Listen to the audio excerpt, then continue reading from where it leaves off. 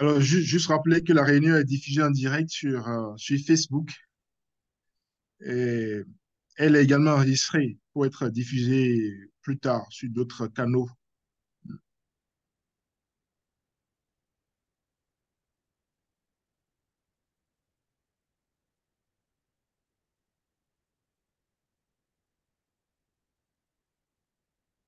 Quand vous dites diffuser plus tard sur d'autres canaux, c'est quoi comme les canaux? On est déjà en enregistrement, l'enregistrement est déjà parti. Oui, c'est déjà parti. C'est déjà parti.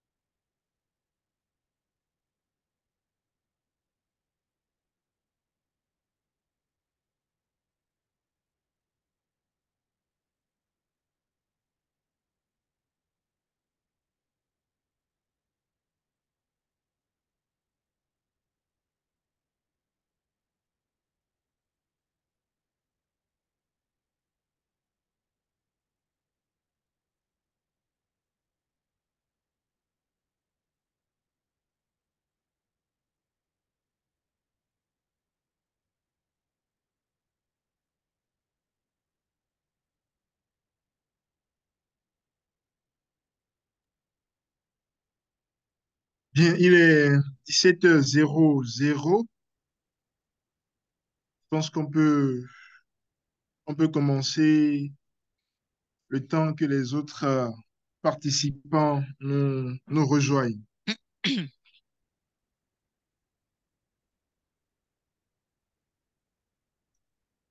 Alors, Madame la secrétaire de la Commission des Nations Unies pour le droit commercial international, Monsieur le président du think tank Civic Academy for Africa's Future, le CIAF, Mesdames et Messieurs les directeurs des groupes de recherche du CIAF, Madame Sonda, panéliste, chers participants, merci d'honorer de votre présence cette activité, ce CIAF panel spécial qui s'inscrit dans le cadre des journées de la CNT en Afrique sur le thème que voici, la réforme du règlement des différends entre investisseurs et États à la CNT, les éléments de réforme et leur impact en Afrique. Alors évidemment, il s'agit d'un sujet majeur et déterminant pour le développement de nos États, ces États qui, n'ayant pas toujours les moyens de réaliser certains projets de développement, font recours à des investisseurs privés étrangers, ceci en formalisant différents contrats, contrats d'État, contrats d'investissement, etc. Il peut s'agir, par exemple, d'achat de biens et services, comme de projets d'infrastructures de grande ampleur, ou encore de projets d'exploitation des ressources naturelles que nous appelons aussi souvent contrats de concession. Mais le constat est que parallèlement à la multiplication, à l'accroissement des flux d'investissement, il y a aussi un accroissement des différends entre investisseurs et États. Et donc, cette montée de ce contentieux crée des problèmes à la fois pour les États et pour les investisseurs. Et donc, au regard de ces enjeux, les enjeux à la fois politiques, économiques et juridiques qu'il était intéressant de s'arrêter un moment et d'évoquer la question. Alors, pour en parler, nous avons euh, l'honneur et le bonheur d'avoir avec nous Madame la secrétaire de la Commission des Nations Unies pour le droit commercial international, qui est aussi par ailleurs directrice euh, de la division du droit commercial international du Bureau des affaires juridiques de l'ONU. Madame, merci de nous faire l'honneur d'être avec nous. Vous allez nous entretenir sur un aperçu général de la CENUTI, sur le mandat du groupe de travail 3 et les tests déjà adoptés. Merci d'être avec nous, Madame Anouche Bembraye. Merci beaucoup. Merci à vous tous de vous joindre à cette réunion, à ce webinaire.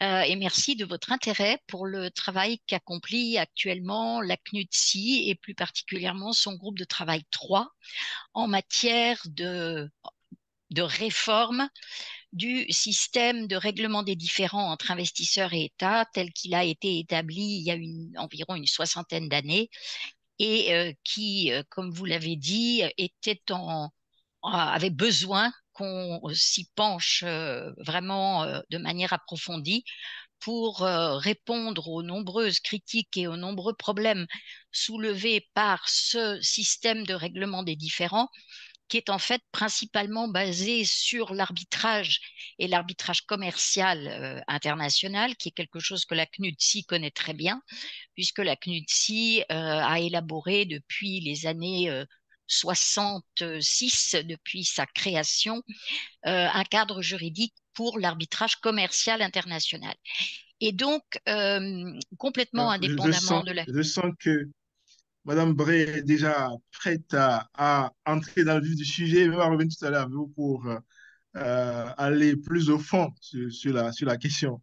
Merci d'être là déjà avec nous. Alors, à votre suite, tout à l'heure, après vous, nous allons écouter Madame Micheline Sonda, qui fait une thèse de doctorat en droit international et qui est chargée de cours à la faculté de droit de l'Université de Sherbrooke. Elle va nous entretenir sur la réforme des règles de procédure dans le règlement des différends entre les États et les investisseurs et notamment les apports pour les États africains. Madame Sonda, merci d'être avec nous. Merci, Monsieur Mendoza, pour l'invitation. Merci beaucoup. Après vous, donc pour clore les propos introductifs du panel, nous écouterons Monsieur Papa Abdoulaye Diop, qui est docteur en droit et expert sur les questions sur les politiques de promotion et de protection des investissements internationaux. Il va nous entretenir sur l'équilibre des intérêts entre, dans le règlement des différends entre les États et les investisseurs. Docteur Diop, merci d'être avec nous. C'est moi qui vous remercie de m'avoir invité à ce panel. Merci beaucoup. Alors, avant d'ouvrir le panel, nous avons aussi l'honneur d'avoir avec nous le président du SIAF que nous prions pour, euh, pour l'heure de bien vouloir prendre la parole pour nous dire son mot de bienvenue. Monsieur le Président, vous avez la parole.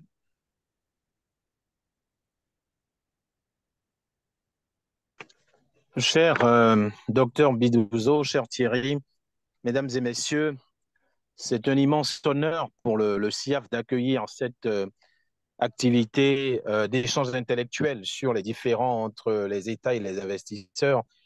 Et l'honneur est davantage plus important que c'est une activité menée de concert avec la CNUTSI et nous en sommes non seulement honorés, mais aussi heureux.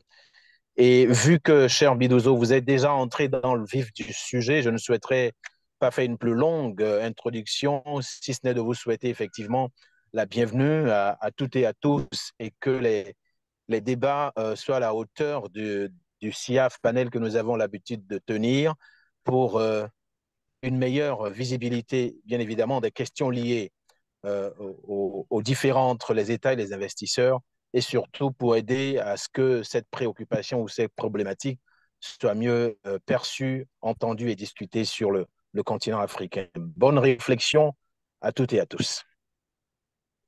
Merci beaucoup, Monsieur le Président. Je rappelle que vous êtes docteur en sciences politiques et maître assistant des universités du CAMES en sciences politiques. Merci encore d'être avec nous.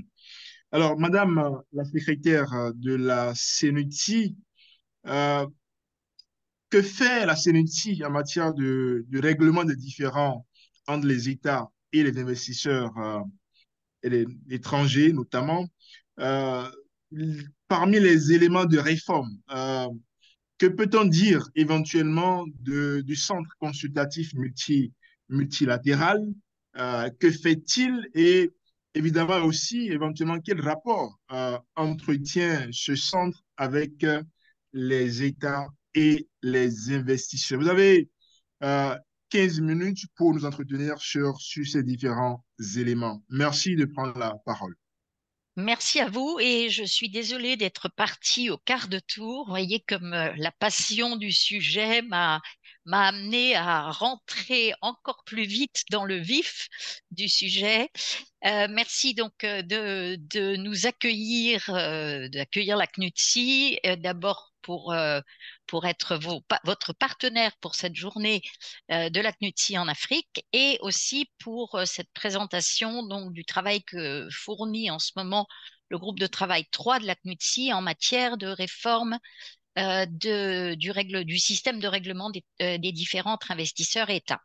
Alors, ce que je vais faire, c'est que je vais vous présenter d'abord rapidement ce que nous sommes en train de faire, les différents éléments de réforme, où nous en sommes dans le déroulé ou le déroulement de ce travail de réforme. Et ensuite, je rentrerai un petit peu plus dans l'objectif que le groupe de travail fixe en ce moment au centre consultatif, au centre d'assistance pour les pays en développement pour affronter les différents entre investisseurs et États. Alors, ce que je vais faire, si vous me permettez, je vais partager mon écran. Et non, je ne peux pas. Donc, il va falloir que ce soit vous, Monsieur Bidouzo, qui passiez mes diapositives. Est-ce que c'est possible?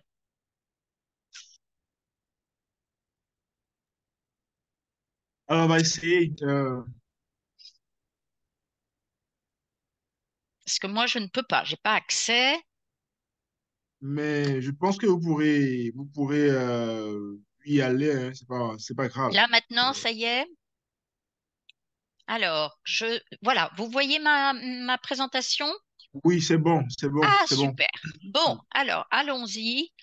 Donc, ce que je voudrais faire, c'est vous présenter brièvement le travail de réforme du règlement des différents entre investisseurs États qui est conduit actuellement par la CNUTSI. Alors, pour ce faire, il faut que je revienne en arrière en 2017, à la fin de 2017. C'est le moment où la Commission donc, des Nations Unies pour le commerce, pour le droit du commerce international a été saisie et a confié au groupe de travail, à un de ces groupes de travail, un mandat qui est un mandat large dans le sens où il n'est pas prescriptif, il ne dit pas vous ferez ceci ou cela et vous le ferez dans un temps déterminé en utilisant telle ou telle méthode de travail, mais en fait le mandat est large et il concerne la possible réforme du système de règlement des différends entre investisseurs et États. Vous voyez qu'en 2017, les États étaient encore assez frileux sur la possibilité de rentrer, de faire une refonte ou une réforme en profondeur de ce système. La Commission a cependant donné un certain nombre de guides pour mener à bien cette réforme et a demandé à ce qu'elle soit menée par les États. Alors, une des particularités de la CNUTSI, c'est que nous sommes une commission des Nations Unies, donc nos membres sont des États, mais ils peuvent souvent être représentés dans les travaux qui sont des travaux assez techniques et techniques surtout juridiques par des experts. Et ici, donc, la Commission a demandé à ce que ces délibérations et ce travail soient menés par les États que les contributions soient faites à un niveau élevé, ce qui veut dire surtout avec une capacité, une possibilité de prendre des décisions et de faire des avancées concrètes et de ne pas avoir toujours ce qui est un peu le problème avec les experts, c'est de toujours être obligé de se référer à la capitale pour dire, ben voilà, telle chose est prévue, quelle est la position du pays. Nous travaillons toujours à la CNUTI sur la base d'un consensus. Et donc, ce qui est important, c'est sur chacun de ces éléments de réforme et sur les besoins de réforme et sur l'évaluation des problèmes à régler, il faut qu'il y ait un consensus et vous pouvez imaginer que un consensus sur un sujet aussi clivant et sur un sujet sur lequel les États ne sont pas tous sur la même longueur d'onde est un exercice difficile. Que cette réforme se fasse de manière pleinement transparente, c'est-à-dire que l'ensemble des travaux font l'objet de rapports, font l'objet d'un enregistrement, font l'objet d'une participation possible en ligne. Donc, tout ce qui se dit et tout ce qui s'écrit et tout ce qui se contribue dans le groupe de travail de la CNUTSI est parfaitement disponible pour quiconque souhaiterait savoir ce qui s'y dit et ce qui s'y fait. Et finalement, donc, nous ouvrons aussi notre forum à la participation de différentes parties prenantes.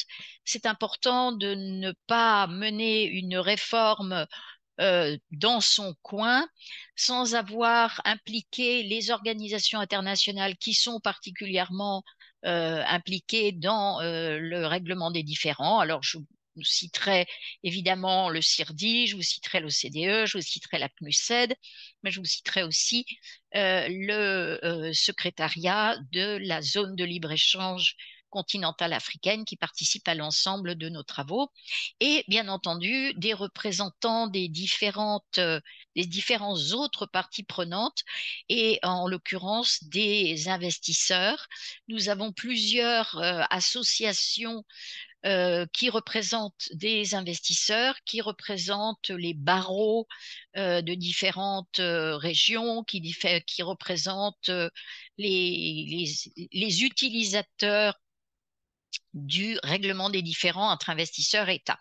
Donc, nous avons à chaque séance de notre groupe de travail, qui se réunit 3 fois par an, nous avons environ 400 ou 500 personnes qui participent, qui contribuent et qui débattent, ce qui là aussi prend du temps, mais enfin c'est important pour établir la légitimité du travail qui est fait.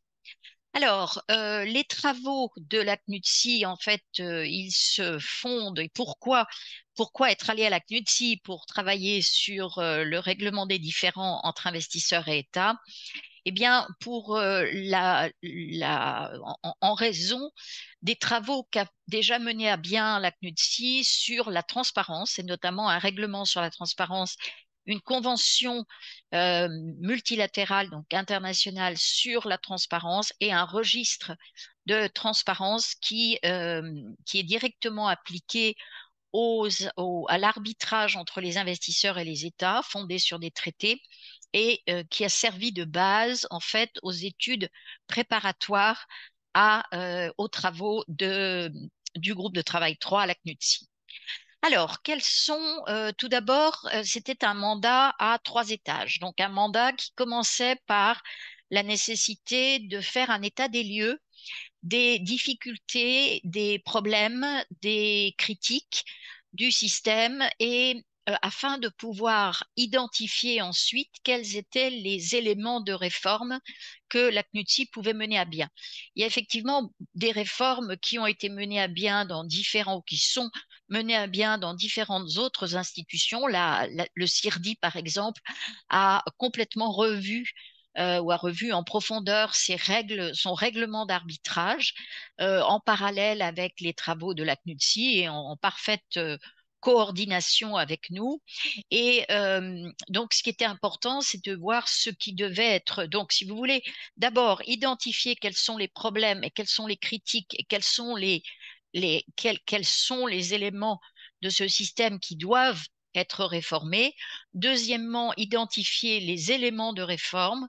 Et ça, nous l'avons fait sur la base d'intervention des États, c'est-à-dire les États nous ont soumis leurs propositions. On dit, voilà, nous voudrions que dans le cadre de la réforme, il soit établi un code de conduite pour les arbitres et pour les juges, que soit revu des mécanismes alternatifs, comme par exemple l'accès à la médiation, que soit établie une cour multilatérale permanente d'investissement, que soit établi un mécanisme d'appel autonome pour avoir un étage d'appel qui puisse revoir non seulement les jugements de première instance, mais aussi les arbitrages rendus dans le cadre par exemple, de la Convention CIRDI.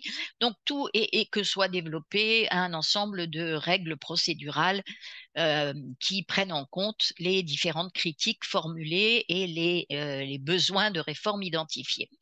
Alors, ça a été la première étape. On a travaillé non seulement sur un examen factuel des déficiences du système tel qu'il a été établi il y a environ une soixantaine d'années, qui se sont fait jour au fur et à mesure des années et des affaires, mais aussi sur la perception, parce que c'est important quand on doit rendre compte, lorsqu'on est un État qui a été condamné dans une affaire d'arbitrage d'investissement, de pouvoir rendre compte de la légitimité de cette procédure et de donner toutes les garanties que la justice a bien été rendue.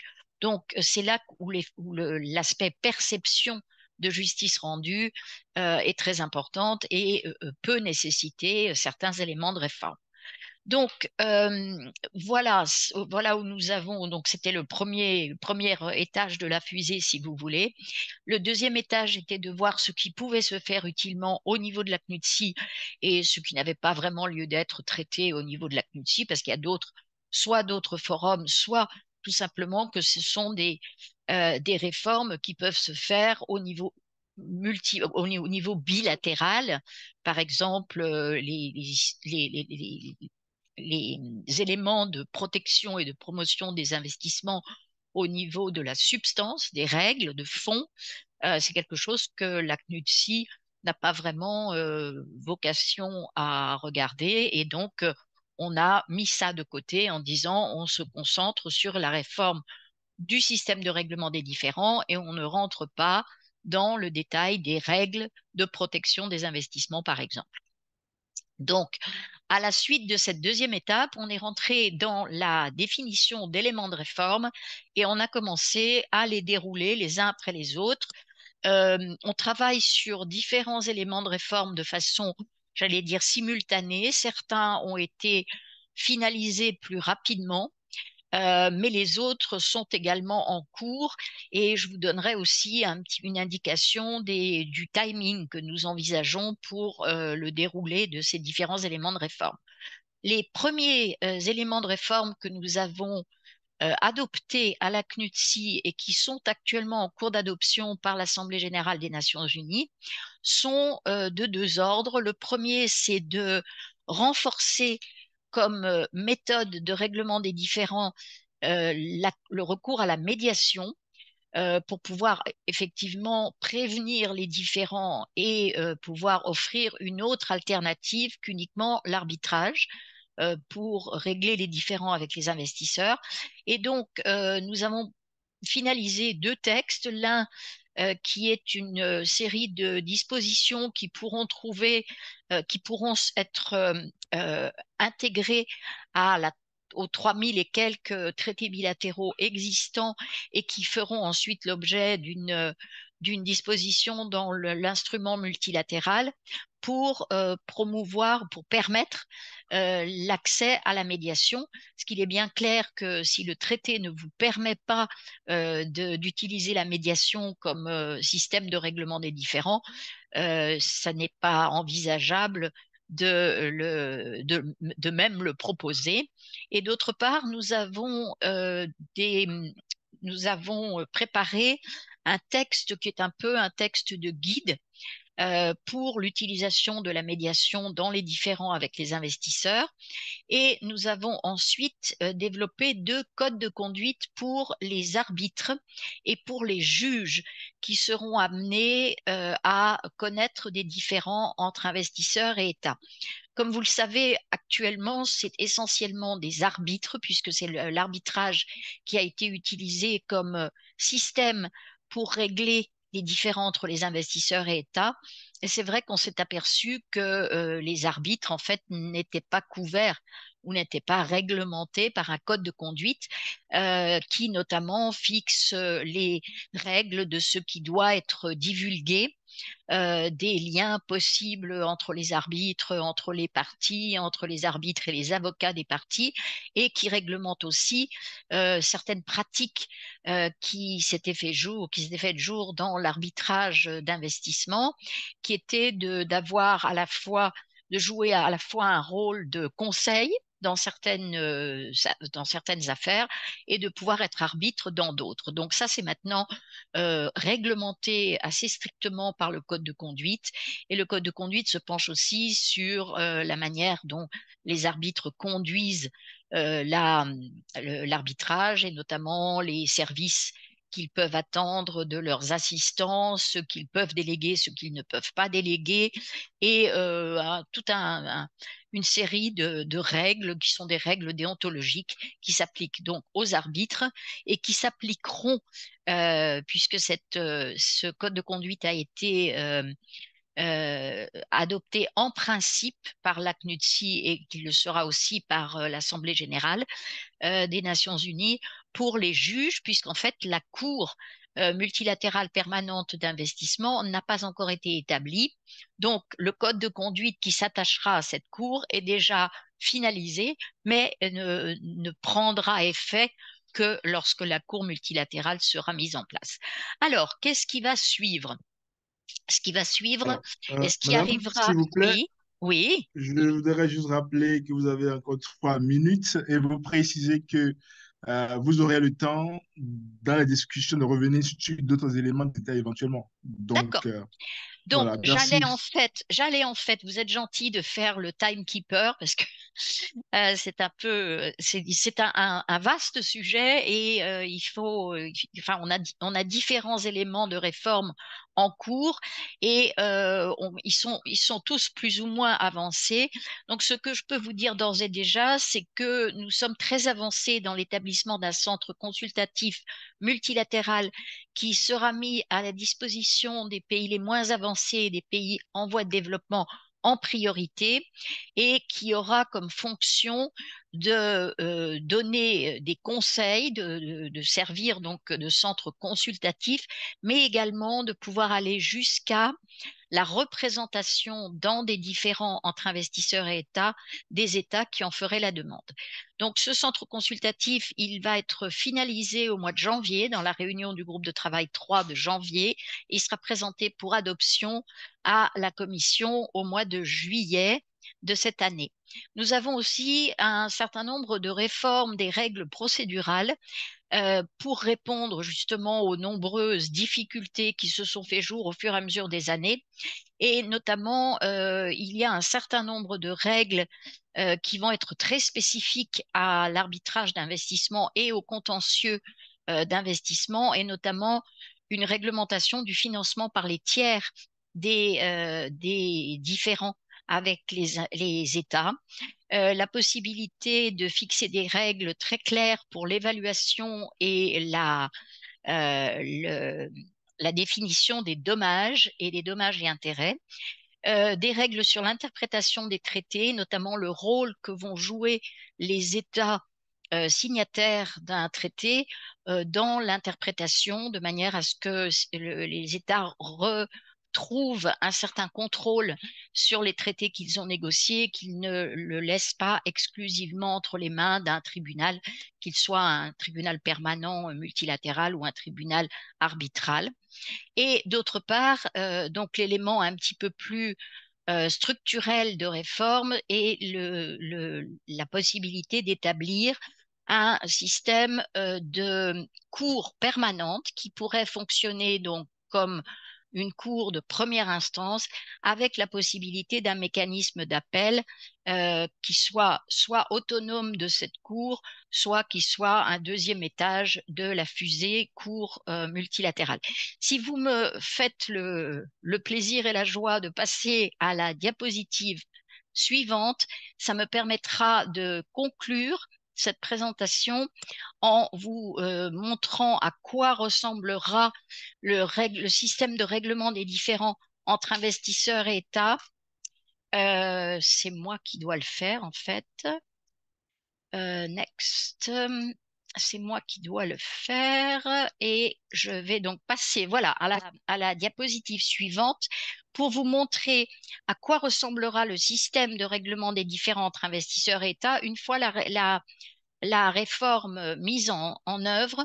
Donc, vous aurez, pour entrer dans le système ou pour présenter son différend contre un État, la possibilité de rentrer par l'intermédiaire d'une cour multilatérale d'investissement ou d'avoir recours à l'arbitrage d'investissement ou d'avoir recours à des procédures interétatiques. Il y a un certain nombre d'États qui souhaitent mettre en avant l'utilisation des procédures interétatiques et évidemment le recours aux tribunaux internes qui est particulièrement renforcé par un certain nombre de pays africains.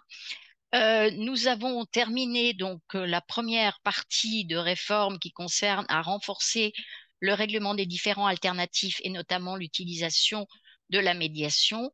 Nous allons nous occuper lors de la prochaine réunion de la commission d'adopter le texte en matière de prévention des différends et l'établissement du centre consultatif. Et la prochaine étape sera l'établissement d'un mécanisme d'appel et pouvant servir donc d'appel pour l'arbitrage en première instance ou pour une cour multilatérale de première instance.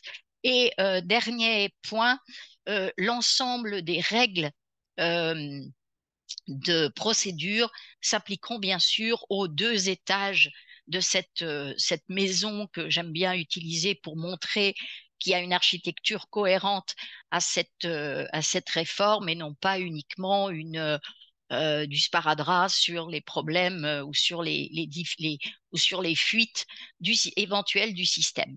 Donc vous voyez que ce système de règlement des différends va être vraiment modifié en profondeur et je peux d'ores et déjà vous dire que le mécanisme permanent et le mécanisme d'appel seront donc adoptés discutés lors de la réunion du groupe de travail à New York en avril 2024 et que en juin 2024, nous adopterons donc les lignes directrices sur la prévention et le centre consultatif.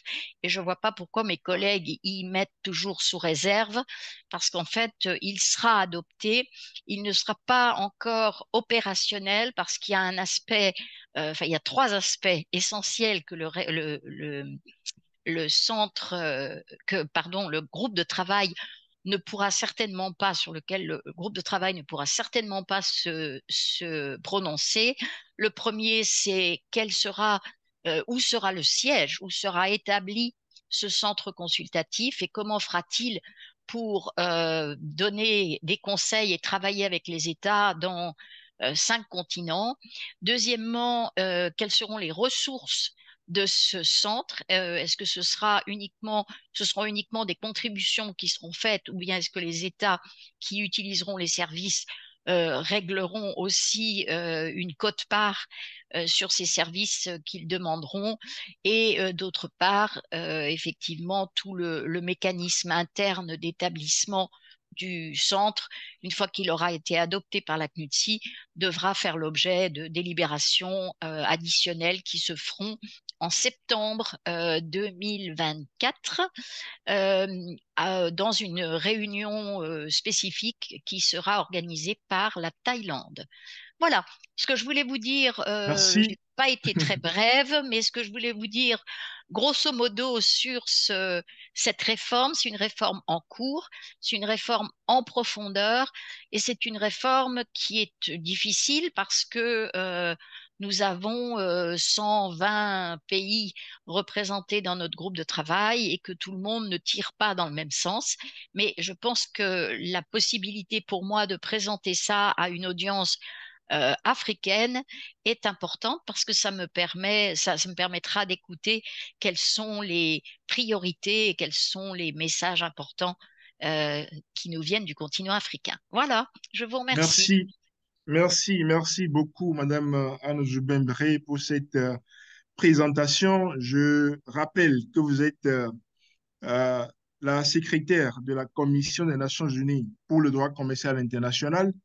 Vous avez essayé de nous présenter un aperçu général de la CNUSDI en naviguant entre les principes guidant la réforme en cours, les éléments de réforme, leur définition, et en finissant par faire une physionomie ou une architecture projetée du système de règlement des différends entre les États et les investisseurs. Merci encore, merci infiniment. Vous reviendrez sans doute pour d'autres éléments de détail dans la discussion tout à l'heure. Alors, à présent, je voudrais inviter Madame Micheline Sonda à prendre la parole. Madame Sonda est chargée de cours à la faculté de droit de l'université de Sherbrooke. Madame Sonda, quels sont les apports pour les États africains en rapport aux réformes, à la réforme des règles de procédure dans le règlement des différends des États et les investisseurs? Éventuellement, quelles sont les règles de procédure en réforme, notamment? Merci de prendre la parole pour une quinzaine de minutes. Merci, Monsieur Vidozo. Je vois que vous m'avez posé deux questions, notamment les rapports et les règles en soi.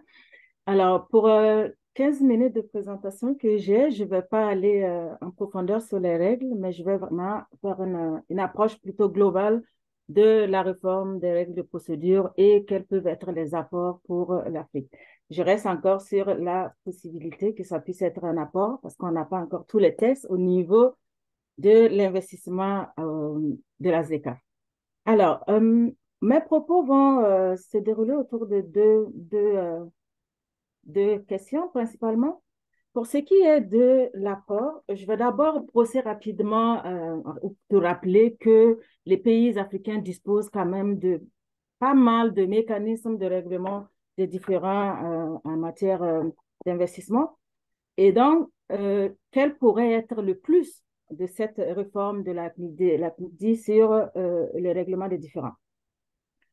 Pour ce qui est des mécanismes, il faut dire qu'en Afrique, on a beaucoup de mécanismes sous-régionaux, que ce soit dans chaque région de l'Afrique.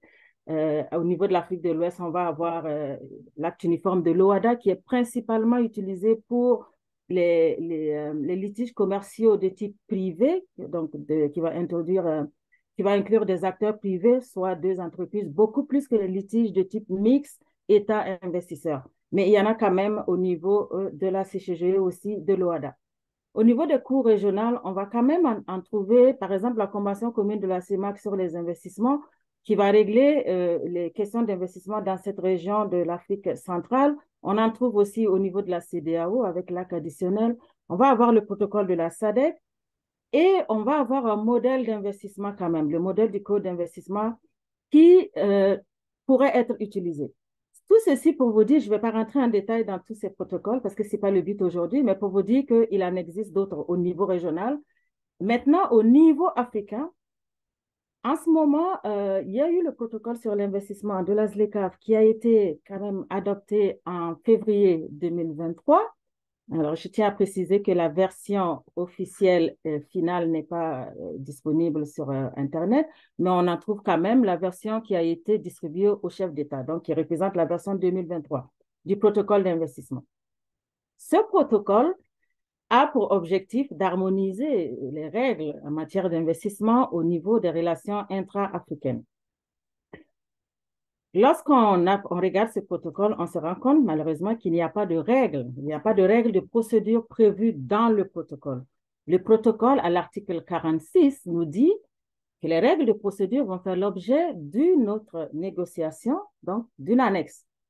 Et les États ont 1 an pour adopter l'annexe sur les règles de procédure à partir de l'adoption du protocole en février. Donc, ceci pour vous dire que cette annexe est toujours, on est en attente de cette annexe parce que les consultations sont encore en cours entre les États africains. Toutefois, dans la version 0 du protocole qui avait été publiée en 2021, on peut retrouver une proposition d'annexe sur les règles de procédure. Je vous parle de ça parce que je vais revenir sur l'apport et dans l'apport que je fais, que je trouve que pourrait être la réforme de la CNUCDI, c'est vraiment par rapport au protocole sur l'investissement de la ZLECAf, raison pour laquelle je vous parle du protocole et de la version de 2021. L'annexe de 2021 nous présente quand même des règles de procédure. Et les règles de procédure dans cette annexe-là vont faire référence à des mécanismes comme le règlement de procédure de la CNUCDI et aussi le CIRDI et l'article 27 des règles de procédure de la ZLECAf. Et là, je parle de la ZLECAf, donc de l'ORD, qu'on parle vraiment du règlement des différends de la ZLECAf. Il y a l'article 27. Je reviendrai sur l'article 27 sur l'arbitrage là-dessus. Donc, au niveau africain, en ce moment, les États africains ont ce qu'on appelle le protocole sur l'investissement de la ZLECAf. Par contre, ce protocole n'est pas effectif puisqu'on n'a pas encore les règles de procédure. Donc, un État ne pourrait pas évoquer le protocole maintenant sans règles de procédure, à moins de se référer, de l'invoquer en se référant par exemple au CIRDI ou à un autre système. Alors, au niveau international, les États africains utilisent évidemment les chambres de commerce, le règlement au niveau des chambres de commerce internationales, mais surtout le CIRDI, qui est un peu comme la juridiction de droit commun, si on peut se permettre, sur le règlement des différends internationaux. Donc, on va avoir des États africains qui vont utiliser le CIRDI. N'empêche que la participation des États africains au CIRDI est relativement faible. On va voir qu'en 2021, seulement 15% des nouvelles affaires impliquaient des États, par exemple, d'Afrique subsaharienne. Il y a eu plusieurs critiques par rapport au CIRDI relativement à la participation des États africains. Et l'une des critiques qui a toujours été plus ou moins constante au niveau du CIRDI, c'est d'avantager les entreprises multinationales par rapport aux États, dans la mesure où les décisions, les sentences arbitrales qui ont été rendues par le CIRDI sont majoritairement favorables aux entreprises multinationales, ce qui est de nature à créer, disons, un frein à la participation quand même des États africains à cette procédure-là. Au-delà de ça, il y a aussi le coût de la procédure. Le coût de la procédure revient très souvent comme une critique du règlement des différends au niveau de la participation des États africains, des États qui sont majoritairement des États en développement, donc des États qui ont des besoins de financement et qui ne peuvent pas se permettre de mettre beaucoup d'argent sur le règlement des différends au détriment. Alors, dans ce cas, le coût devient un problème d'équité et d'accès à la procédure. Et c'est une problématique qui a toujours été relevée par les États africains. Et dans la réforme, et quand je vais revenir dans les apports de la réforme, l'importance ici, c'était de prendre en compte aussi le coût, de diminuer le coût de la procédure et donc, en même temps, de permettre aux États d'avoir plus accès facilement à la procédure. Une autre critique aussi adressée, c'est aussi le choix, l'impartialité. On va dire l'impartialité qui vient avec le choix des arbitres qui siègent dans les affaires, la représentation géographique, l'indépendance des arbitres. Toute question aussi qui crée aussi une sorte de suspicion envers le mécanisme du CIRDI et qui peut expliquer la faible participation. Alors, un autre problématique qui avait été proposée, qui avait été soulevée, c'était le manque de prévisibilité dans les décisions en matière d'arbitrage.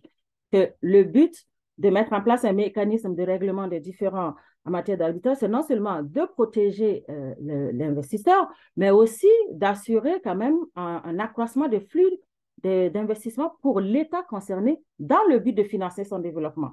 Et donc, Lorsqu'on n'a pas de prévisibilité dans la décision d'arbitrage, il y a une certaine insécurité juridique, autant pour l'État que pour l'investisseur, parce qu'on ne sait pas comment va être la décision dépendamment de quel forum on va choisir. Alors, en cela, la critique essentielle étant un déséquilibre, au niveau du CIRDI, un déséquilibre substantiel des sentences, notamment qui vont aller globalement au profit des entreprises transnationales. Et je résume, un coût élevé des procédures qui ne permet pas aux pays africains d'avoir accès aux procédures, et aussi un tel déséquilibre aussi qui fait que les États peuvent se retrouver, même après avoir gagné, si je peux permettre, gagné l'affaire, avoir des difficultés à recouvrer les frais, autant que ce soit les frais les dépens, que ce soit aussi les frais qui auront été, qui relèveraient par exemple de la sentence. Donc, dans ce sens-là, ce sont des difficultés, des critiques qui ont été relevées, donc coût, durée et aussi les frais. Alors, pour ce qui est des grandes lignes de la réforme, de la réforme de la CNICTI, là où je trouve que c'est un avantage, c'est que cette réforme, comme l'a expliqué Madame la secrétaire, aujourd'hui, les dispositions qu'on nous présente aujourd'hui représentent un consensus. C'est un consensus dans lequel les parties prenantes ont quand même eu la possibilité de discuter, de soulever leurs problématiques, et le groupe de travail a essayé de solutionner ces problématiques-là dans la proposition de réforme qui a été faite. Et c'est pour ça que dans cette proposition des règles de procédure, il y a trois parties grosso modo sur la réforme. Comme je disais, je ne vais pas pouvoir revenir en détail, mais je reviendrai sur les grandes lignes que je trouve importantes pour les États africains. Donc, une première partie qui est relative à l'introduction de la demande, qui invite les parties à utiliser les modes amiables de règlement des différends, que ce soit les consultations, la négociation ou encore les conciliations, ce qui est courant dans le règlement des différends en matière d'investissement. Ensuite, une deuxième partie sur le déroulement de la procédure et aussi sur la sentence arbitrale. Les éléments importants sur lesquels je vais attirer votre attention et que je pense qu'ils sont avantageux pour les États africains, c'est la prise en compte justement des coûts et de la durée des procédures dans cette réforme-là. On a essayé de diminuer au maximum les coûts, donc notamment par la possibilité de répartir les coûts entre les parties, la garantie des frais, par exemple, qui permet au tribunal d'ordonner à une partie de formuler, par exemple, une partie qui formule une demande conventionnelle, de fournir une garantie de paiement des frais. Ça peut être important parce que après avoir rendu la décision, il peut être difficile pour l'État ou la partie qui gagne l'affaire de recouvrer les frais de dépenses. C'est une difficulté qui est soulevée par les États. Et aussi, le financement par les tiers, c'est une possibilité qui est donnée à une partie qui n'est pas une partie qui n'est pas partie à la procédure, donc par exemple une personne physique, une personne morale qui n'est pas partie à la procédure, de financer quand même la procédure pour une des parties contestantes. Donc, je trouve que cette réforme est particulièrement importante pour l'Afrique parce que, et notamment dans le cadre de la ZLECAf, où on encourage quand même le commerce intra-africain, dans lequel on a beaucoup de petites et moyennes entreprises. Et les petites et moyennes entreprises ne peuvent pas se permettre le financement qu'on peut se retrouver, qu'on doit avoir lorsqu'on veut porter son différend devant, par exemple, des mécanismes comme le CIRDI. Ça peut être plus cher pour une petite et moyenne entreprise africaine. D'où le financement par les tiers, ça peut être une solution par rapport à cela. Alors, il y a aussi la partie des réformes qui concerne la rationalisation du processus. Je pensais à la rationalisation du processus dans la mesure où cette partie de la réforme va permettre de rendre la procédure moins longue pour les États, notamment par le mécanisme de rejet rapide, ou par exemple, si on a une demande qu'on considère abusive, bien, on aura la possibilité de rejeter la demande assez rapidement et donc de limiter ainsi les coûts de la procédure pour les États. On a d'autres mécanismes comme la jonction d'instances aussi. Alors, en termes d'apport pour les États africains, je pense que cette réforme de procédure qui doit être inclue dans un accord. Il faut le dire que la procédure, la réforme, c'est un outil. Moi, je le considère comme un outil mobile que les États peuvent prendre et mettre dans un accord international d'investissement. Donc, en ce sens, le protocole sur l'investissement de la ZLECAf n'établit pas clairement des règles de procédure. Les règles de procédure seront négociées dans l'annexe. En même temps, l'annexe du protocole qui a été présenté en 2020 laisse penser que les États quand même envisagent une possibilité dans le règlement des différents États investisseurs de recourir non seulement au protocole, mais de développer aussi, de recourir à l'article 27 de la ZLECA. Alors, l'article 27 des règles de procédure de la ZLECA, donc a priori qui se trouve dans le document sur l'organe de règlement des différends de la ZLECA, l'article 27 permet quand même aux États de recourir à un autre mécanisme que le mécanisme obligatoire qui se trouve dans le protocole. Et surtout, et je pense que c'est la partie intéressante de l'article 27, ça permet aux parties de convenir de la procédure dans leur arbitrage. Et c'est en cela que je trouve que cette réforme de la CNUCED est un atout parce que les États pourront l'utiliser comme un outil de mise en œuvre justement du protocole sur l'investissement de la ZLECA, dans la mesure où le protocole n'institue pas une procédure en soi en tant que telle et laisse quand même la possibilité du choix du forum. Donc, pour moi, les avantages de choisir un tel mécanisme se trouvent aussi dans la souplesse de ce mécanisme, de cette réforme. La réforme de la CNUCED a l'avantage d'être souple et adaptable. Ça veut dire que les États africains, qui aujourd'hui, on voit quand même qu'il y a une tendance à la régionalisation des règlements des différends. Donc, on veut régler nos différends à l'intérieur du continent, entre pays africains, en prenant en compte le contexte africain. Et je pense que cette réforme de la procédure, on peut prendre cet outil-là et l'adapter au contexte africain. Donc, les États, quand même, ont cette possibilité d'avoir l'avantage d'un outil pensé et réfléchi selon les difficultés que les États ont expérimentées et qui, aujourd'hui, peut quand même être utilisé et être adapté au futur de l'Afrique. Donc, je crois en cela que c'est un avantage parce que non seulement ça permet d'avoir une procédure assez rapide, ça permet aussi à l'État de garder un contrôle sur les engagements qu'il a pris dans les accords, autant des accords d'investissement direct étranger ou encore les traités bilatéraux d'investissement ou encore dans d'autres types d'accords. Donc, l'État peut quand même garder la mesure de son engagement, ce qui est important parce que lorsque le règlement de différends est complètement aux mains des tribunaux, et ça c'était une des critiques aussi qui est faite, c'est que l'interprétation peut parfois dépasser l'intention de l'État. Et là, si on rentre par exemple dans les règles de fond, en mettant que l'interprétation par exemple du traitement juste et équitable n'est pas toujours la même chose d'un État à un autre. Et je crois que vu que à l'Afrique en ce moment, on est dans une approche plutôt de régionalisation des règlements des différends, une approche africaine, cet outil peut quand même être utilisé dans le cadre d'une approche africaine du règlement des différends, en l'adaptant aux problématiques justement africaines et en prenant en compte les questions de coût et de délai rapide.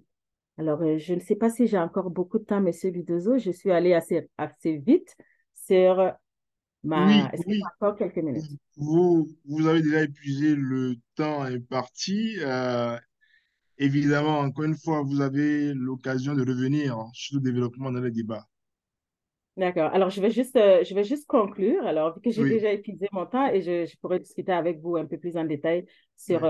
sur les éléments. Donc, je conclurai en disant que, grosso modo, je pense que cette réforme, en termes d'apport, pourrait être utilisée comme un atout, non seulement pour la mise en œuvre du protocole de l'investissement de la ZECA, mais aussi pour harmoniser les règles de procédure. Parce que lorsque on va plus, si les États africains encouragent l'utilisation de ce protocole, on va se retrouver à la fin avec les mêmes règles de procédure qu'on pourrait utiliser lorsqu'on choisit l'arbitrage, par exemple, dans les règlements des différends. Donc, ça concourt aussi à l'harmonisation des règles au niveau africain. Merci.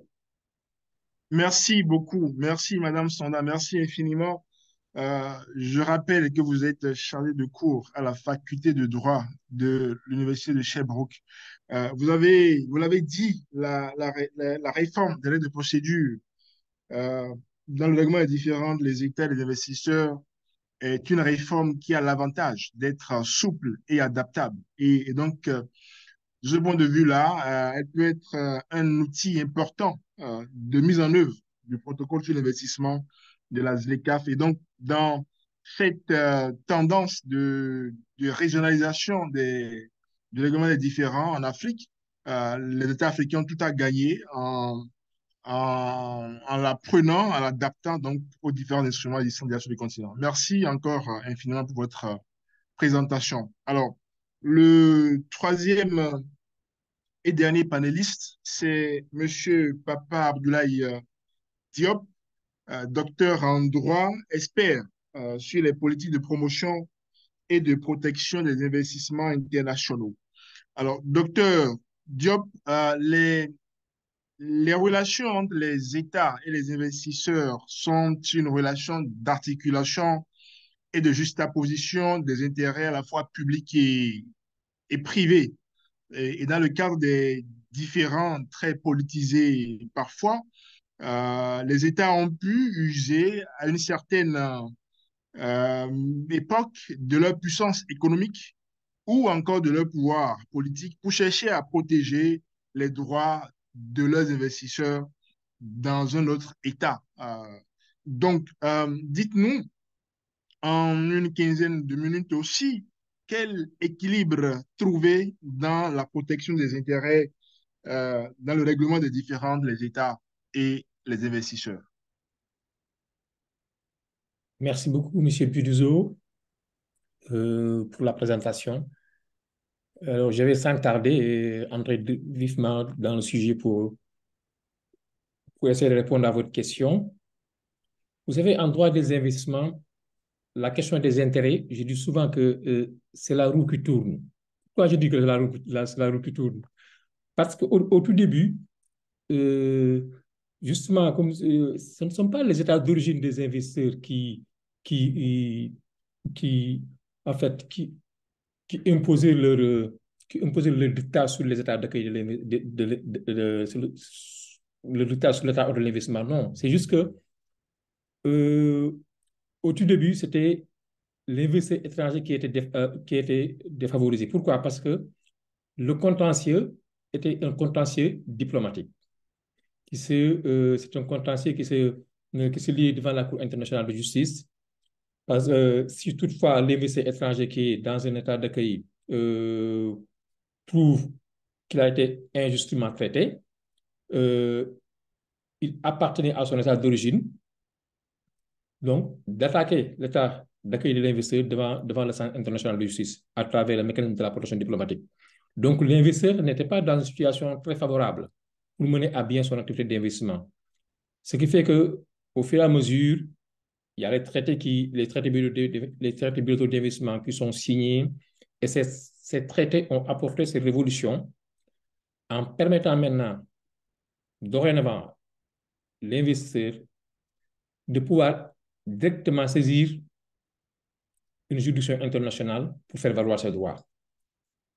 Donc, maintenant, cette pratique qui a été révolutionnée par ces traités bilatéraux d'investissement a été tellement efficace à tel enseigne que les États d'accueil de l'investissement ont perçu une certaine, à travers l'arbitrage, ont perçu que leur droit aussi, le droit de réglementer,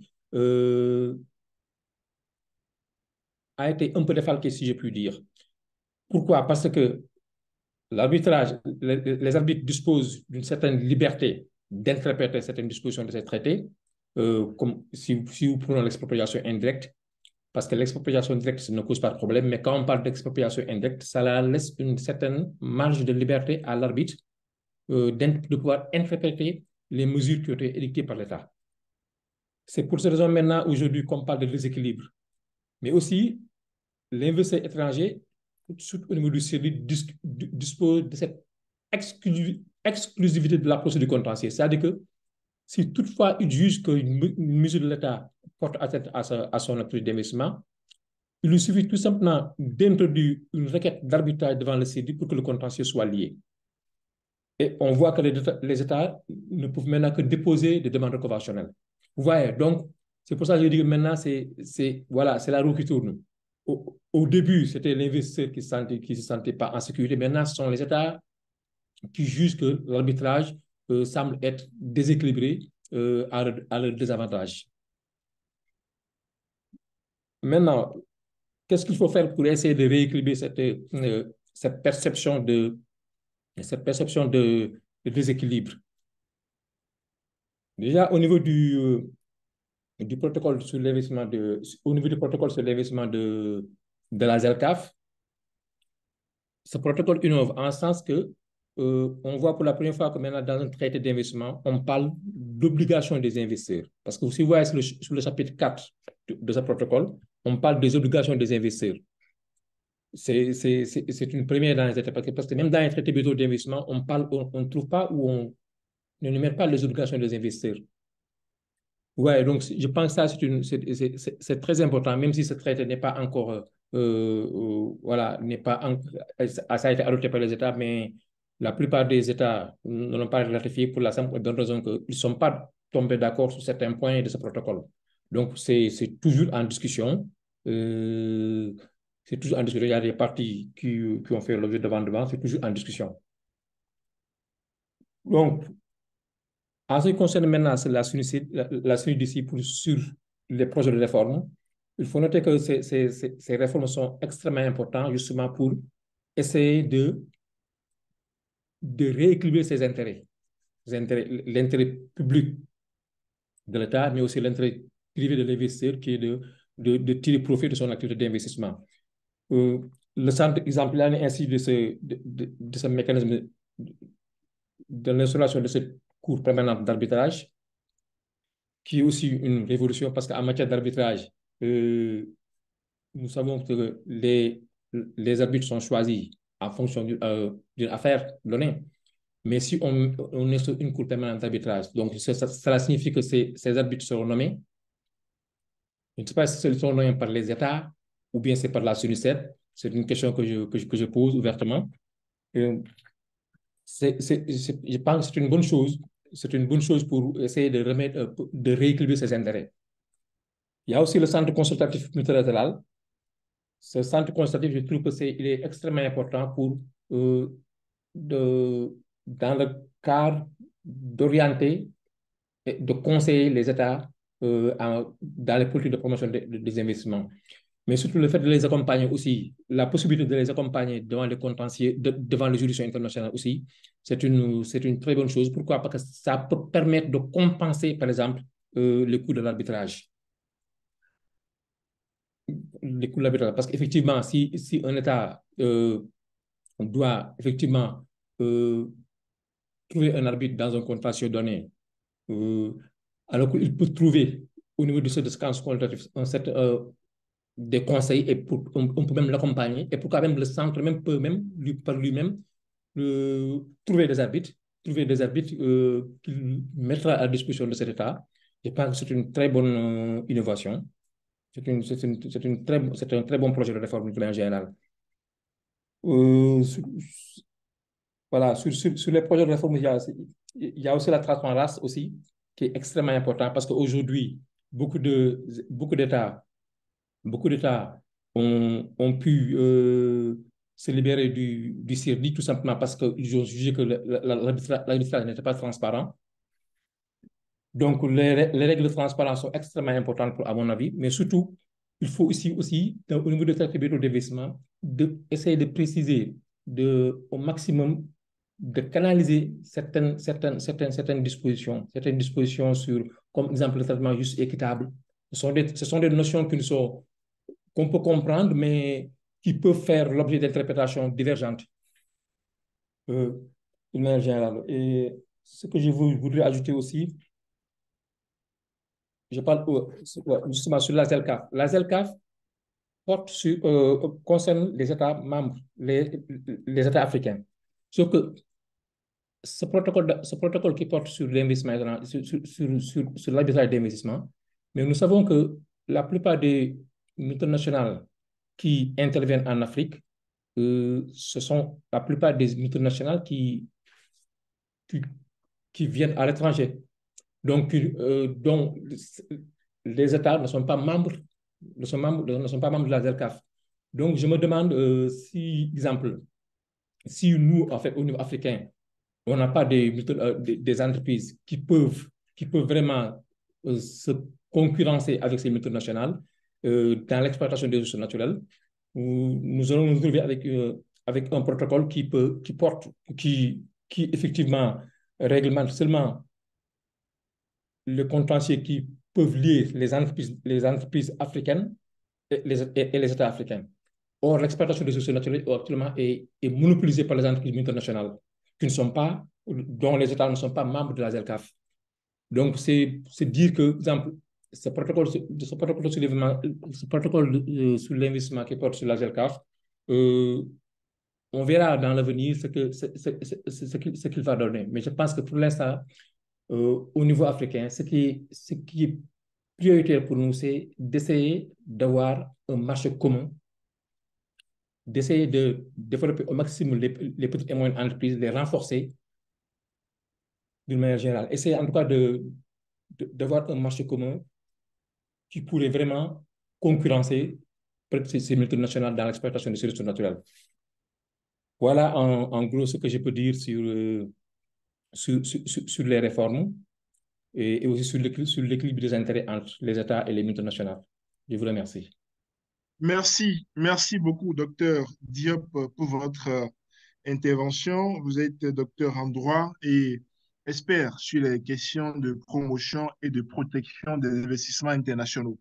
Alors, vous êtes parti d'un déséquilibre initial en défaveur des investisseurs étrangers et vous avez fini par évoquer quelques outils d'équilibre comme l'arbitrage, comme le centre consultatif multilatéral et comme également l'instrument, le protocole au niveau de la ZLECAf. Merci beaucoup. Alors, à présent, on va ouvrir les échanges avec les participants.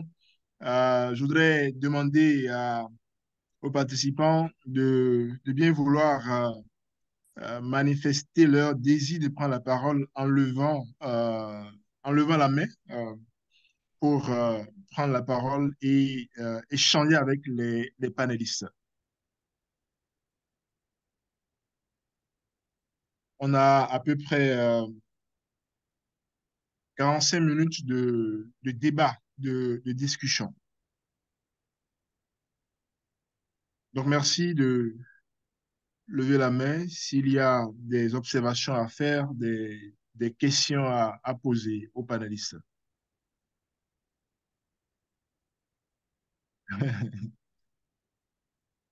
Madame la secrétaire qui lève la main en premier.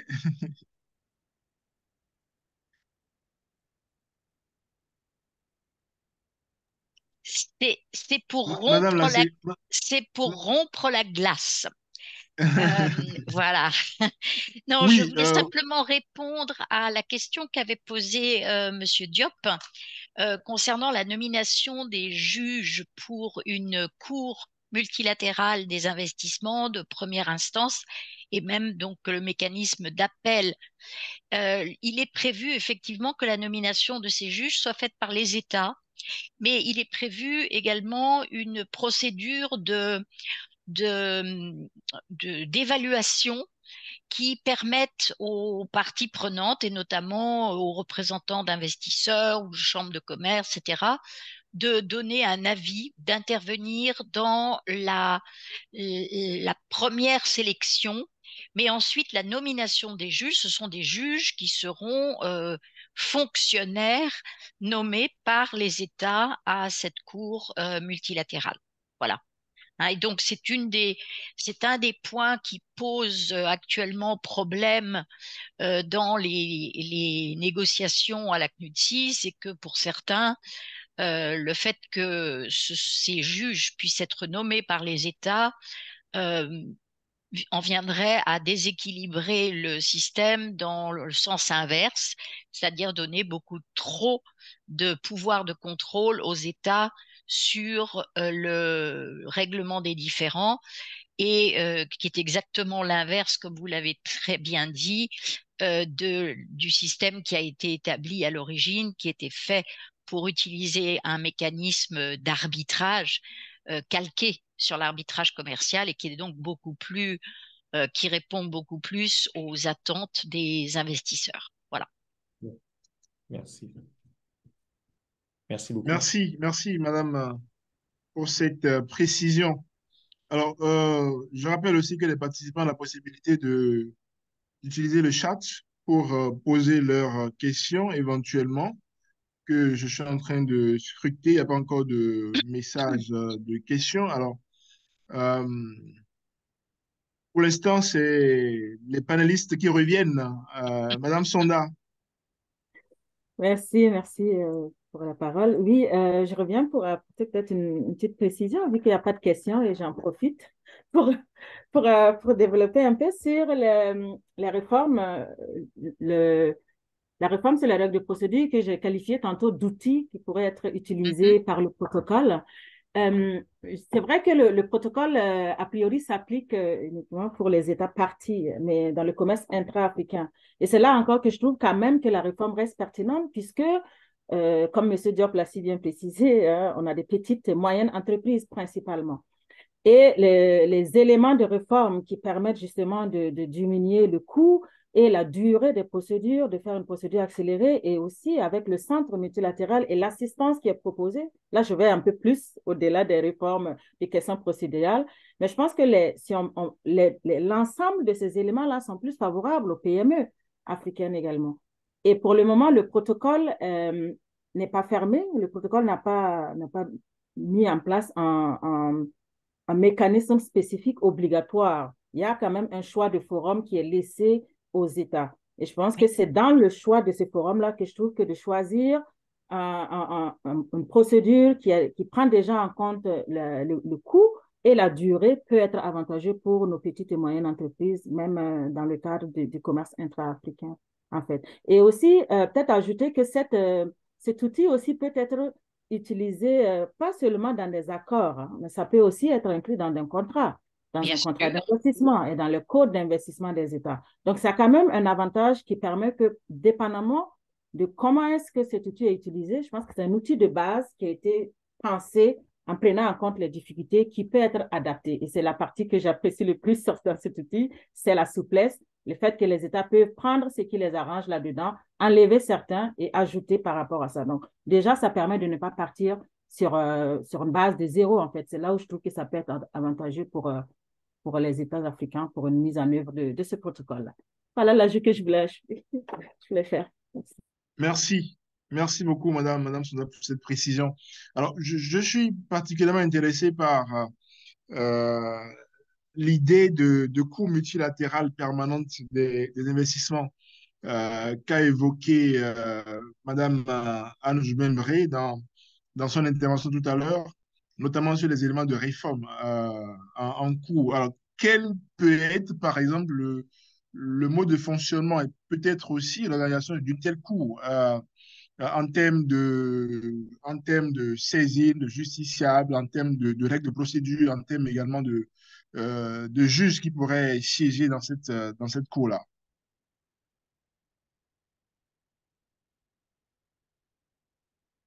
Madame la secrétaire, sur la question Oui. peut-être? Oui. Alors, quand vous avez besoin que je parle, je ne parle pas, et quand vous n'avez pas besoin que je parle, je... Non. Bon. Non, alors, donc, c'est une proposition, l'établissement d'une cour qui remonte pratiquement au début des travaux de la CNUTSI sur la réforme. Et c'est une proposition qui a été faite par l'Union européenne qui a proposé cette cour pour répondre à un certain nombre de critiques fondamentales du système. La première critique, c'est celle que M. Diop ou Dr Diop a soulevée, qui est le problème du coût et de la durée de ces procédures. C'est des procédures qui coûtent des millions de dollars et qui durent des années et qui bien souvent ne résultent pas dans une possibilité de récupérer les montants qui ont été décidés par le tribunal arbitral. Donc, premier problème, problème de coût et de durée. Deuxième problème, un problème d'imprévisibilité et d'incohérence entre les différentes sentences arbitrales rendues par différents tribunaux. Vous avez aujourd'hui une jurisprudence qui se compose d'environ 200 ou 300 sentences arbitrales qui vont un peu dans tous les sens et qui s'appuient l'une sur une précédente sentence qui interprète d'une façon qui intéresse le tribunal arbitral et qui va en rejeter d'autres et vice-versa. Donc, ça rend très difficile de prévoir ça rend très difficile pour les États de gérer leur politique d'investissement et je pense que le docteur Diop sera d'accord là-dessus, c'est-à-dire on ne sait pas quand on doit prendre des mesures, si ces mesures seront éventuellement considérées comme en violation d'obligations en matière de traité, puisque l'interprétation est très différente et très incohérente. Et donc, le deuxième objectif de l'établissement d'une cour, c'est de dire, vous avez une seule entité qui va juger de ces différends et qui, du coup, va développer une jurisprudence qui sera une vraie jurisprudence de tribunal et non pas des tribunaux ad hoc tels qu'ils sont établis sous la Convention CIRDI ou en application des règles de la CNUTSI.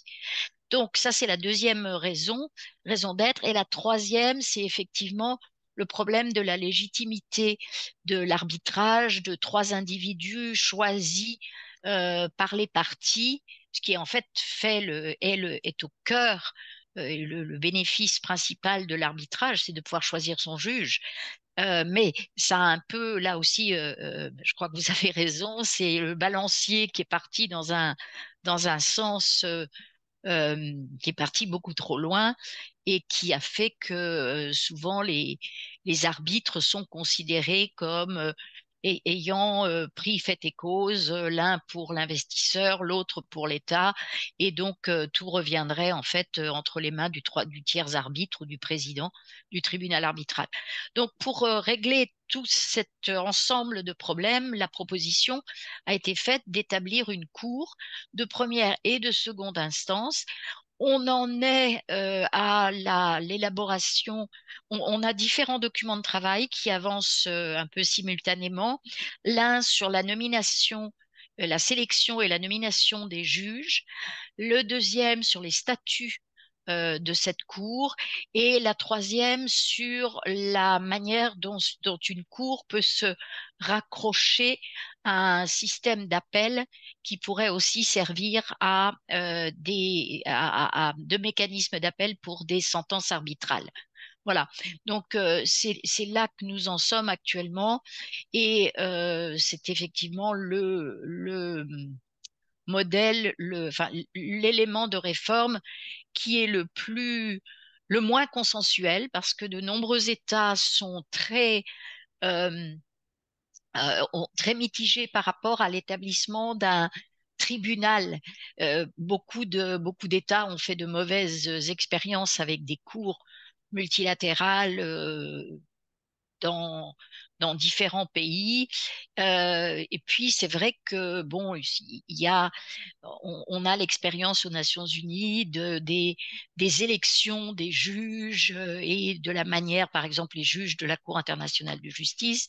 Donc, c'est quelque chose c'est un mécanisme qui est très connu et vis-à-vis desquels les États ont parfois un peu des réticences. Voilà, donc où on en est actuellement et l'objectif, c'est que cette cour que les statuts, la nomination et l'ensemble soient adoptés en 2025. Donc, on est pressé par le Merci. temps. Voilà. Merci beaucoup, Madame la secrétaire. Je vois une main levée, celle de Monsieur Koukoubou Odilon. Vous avez la parole, Monsieur Koukoubou.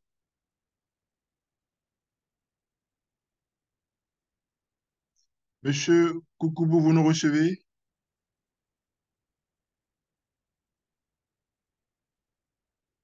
apparemment, non.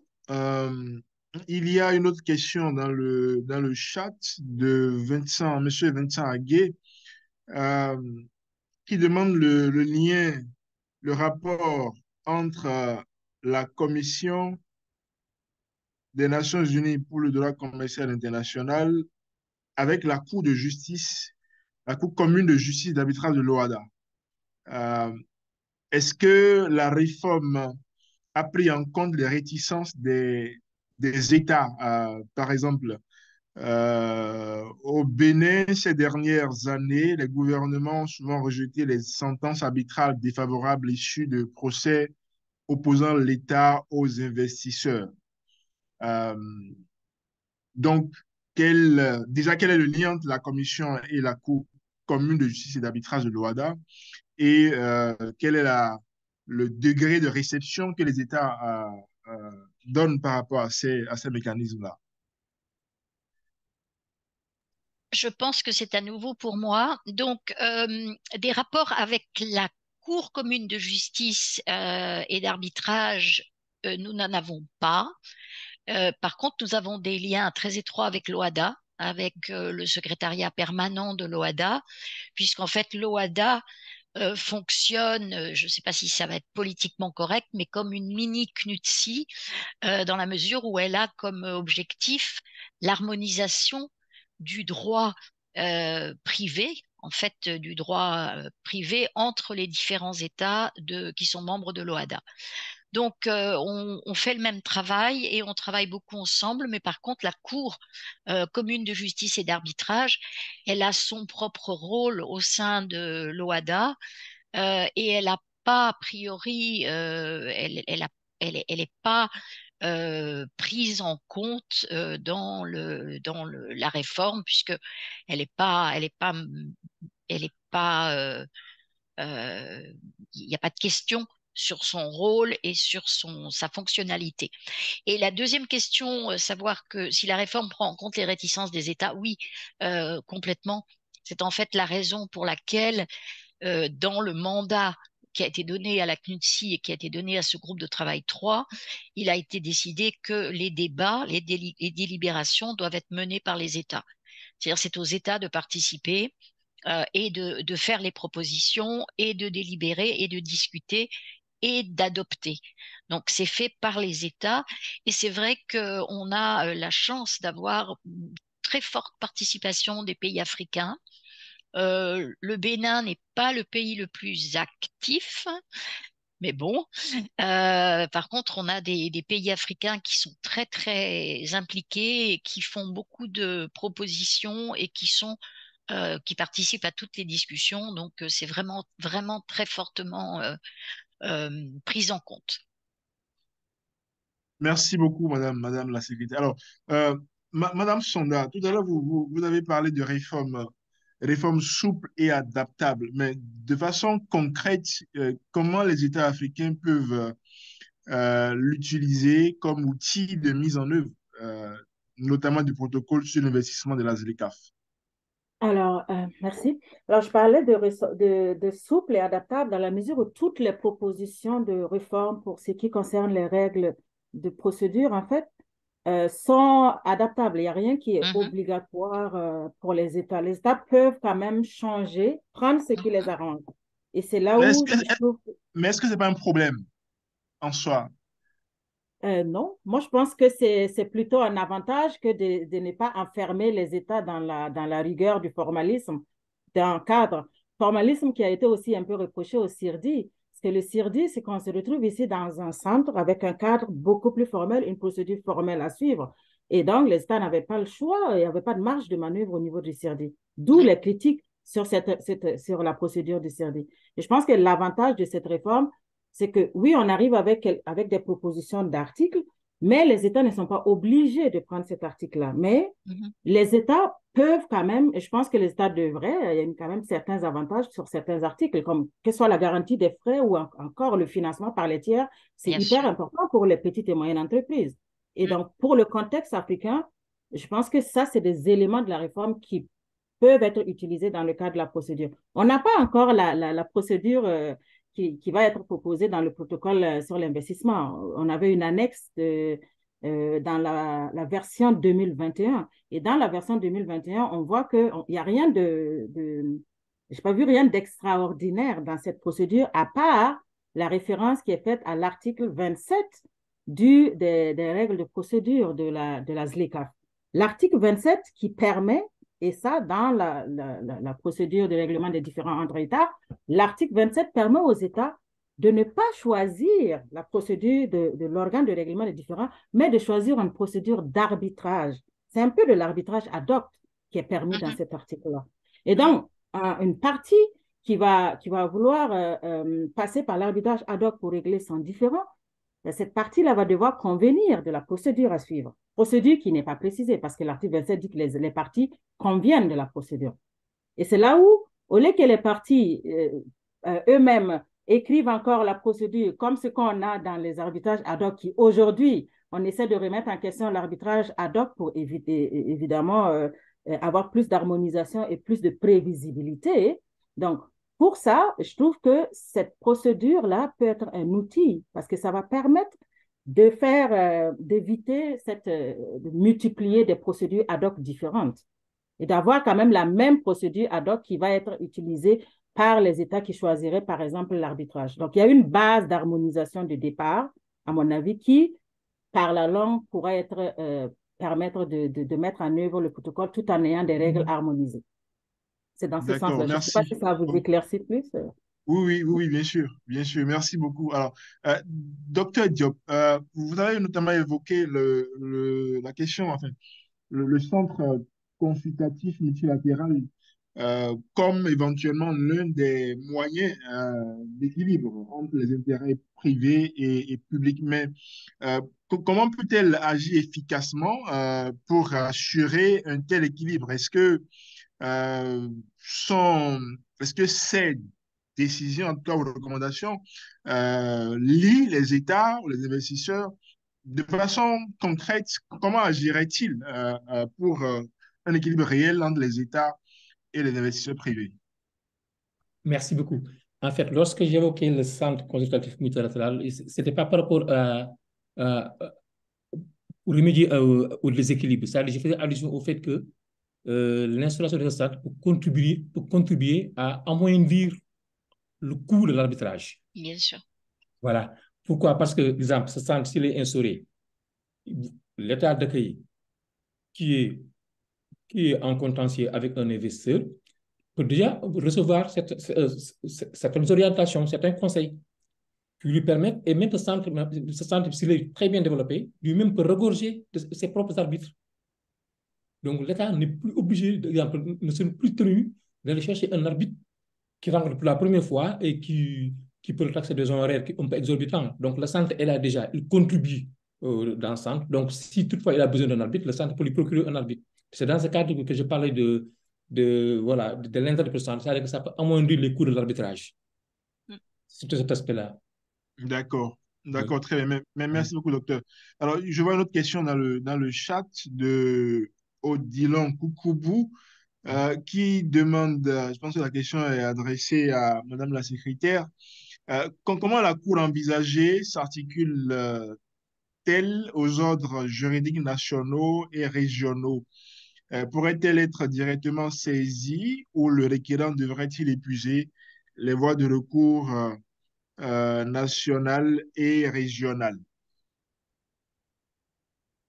Alors, c'est une très, très bonne question. Et effectivement, ça repose entièrement sur ce qu'a dit Madame Sonda, c'est-à-dire la flexibilité.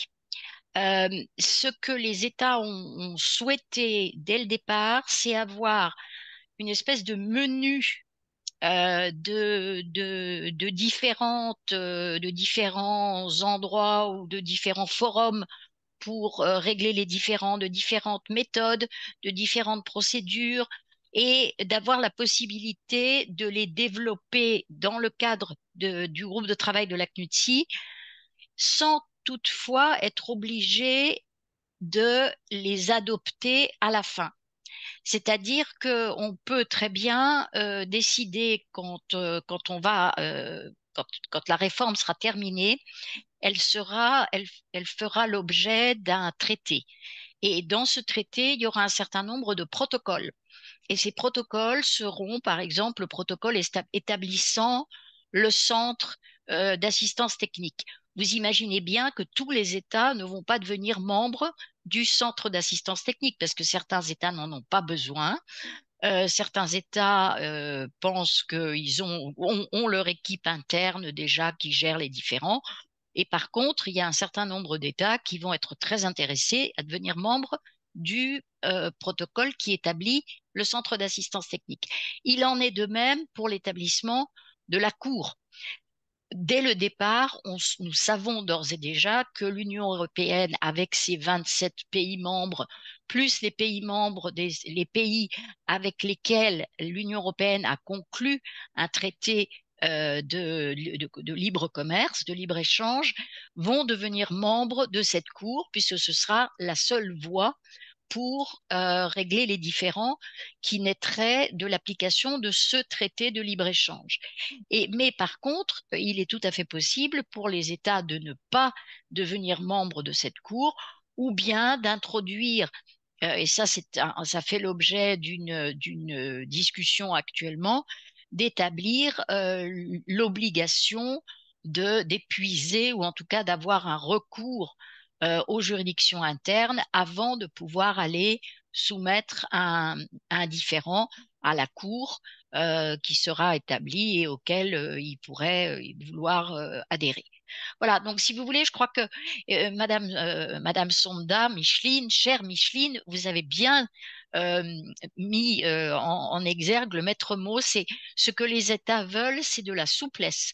C'est-à-dire, ils veulent avoir la possibilité de choisir dans ce menu de réforme ce à quoi ils veulent se rattacher et par contre ne pas forcément choisir de faire partie de tel ou tel élément de réforme ou d'adopter tel ou tel élément de réforme. Et c'est ça ce qui, en fait, vous posiez la question, Monsieur Bidouzo, est-ce que c'est pas très compliqué ou est-ce que c'est pas contre-productif? Non, je pense que c'est dans l'air du temps. C'est comme ça que les États aiment en ce moment négocier. Ils aiment avoir la possibilité de choisir et avoir un peu du à la carte. Et à partir du moment où c'est lisible, c'est-à-dire que les investisseurs qui sont quand même au bout du compte ceux que l'on souhaite attirer dans le cadre de ce mécanisme de règlement des différends, à partir du moment où c'est lisible pour les investisseurs qui savent que quand ils ont un problème avec le Bénin, eh bien, c'est ces règles-là qui s'appliquent. Quand ils ont un problème avec le Canada, eh bien, ils peuvent aller directement à la Cour d'arbitrage, la Cour pardon, permanente des investissements, puisque le Canada en fera partie dans le cadre de son traité avec l'Union européenne. Voilà, hein, c'est cette souplesse, ce à la carte, qui, à mon avis, est effectivement, et vous l'avez bien relevé, le maître mot. D'accord. Merci beaucoup, madame. Monsieur Michel Adouto s'adressant à madame Sonda, notamment, pose une question. Alors, madame Sonda expliquait qu'une troisième partie externe aux différends pourrait payer pour la procédure. Monsieur Adouto voudrait savoir si cette personne n'a-t-elle pas besoin forcément d'un intérêt avant d'agir. Alors, merci. Alors, pour répondre à cette question, je vais peut-être faire il y a une petite différence entre le tiers ici, il n'intervient pas dans la procédure. Parce que normalement, quand il intervient dans la procédure, on va peut-être parler d'intérêt avant d'agir. Mais ici, c'est un tiers financeur. Il est en dehors de la procédure. Il finance la procédure en échange du versement d'une rémunération dont le montant va être en fonction de l'issue de la procédure. Donc, ici, on n'a pas mis une obligation d'intérêt pour agir pour le tiers financier, mais il y a l'obligation de divulguer l'accord de financement qui est fait au niveau des États. Donc, c'est vraiment la seule obligation, c'est l'obligation de diffuser l'accord de financement avec un certain nombre d'informations comme le nom du financeur et puis les impacts, le pouvoir de contrôle du financeur, ainsi de suite. Mais il n'y a pas d'obligation d'intérêt d'agir pour un tiers financeur. D'accord. Toutefois, il faut quand même noter que le financement, le tiers financeur là, peut être refusé par la Cour pour des exceptions. Par exemple, si le rendement qui est attendu pour le tiers financeur va dépasser un montant raisonnable.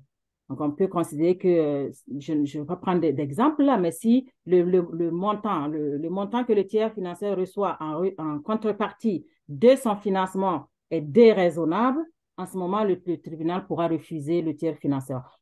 Parce que les États qui veulent, lorsqu'on fait appel à un tiers financeur, ça doit être dit dès les dépôts de mémoire. Donc, dès la première demande, on doit écrire qu'on a un tiers financeur avec un certain nombre d'informations là-dessus. Et donc, le tribunal a la possibilité de rejeter si on estime que le montant qui va être donné au tiers financeur est déraisonnable. On garde toujours en tête que le but aussi, c'est que l'investisseur soit protégé et que l'État aussi puisse avoir du financement pour son développement. Donc, on va essayer quand même de ne pas utiliser, de faire en sorte que ça ne devienne pas... Je pense qu'ici, on veut éviter la spéculation. Que les tiers financeurs peuvent financer plusieurs affaires. Donc, on peut avoir, je sais pas, une entreprise, quelconque multinationale qui a de l'argent, qui va décider de financer, par exemple, les procédures devant le tribunal. C'est avantageux pour, par exemple, les petites et moyennes entreprises. Pour l'entreprise qui n'a pas les moyens de financer cette procédure-là, l'entreprise pourra bénéficier de ce financement et en contrepartie, à la fin de la procédure, payer le tiers financier une partie de ce qu'elle va gagner, par exemple. Donc, c'est dans ce sens-là que ça a été mis. Je ne sais pas si monsieur Aduto, vous m'entendez? Est-ce que ça répond Oui. à votre question? Alors, oui, je pense il vous a suivi, il Oui, réagissait dans le chat. je vous ai Euh, très bien suivi. Merci, madame. Merci. Merci beaucoup, voilà, merci. Alors, une autre question du docteur Sri Korvi que j'adresse au docteur Diop. Qui dit, est-ce qu'en matière d'investissement et en matière commerciale, est-ce que ce n'est pas mieux de renforcer les modes alternatifs de règlement des différends?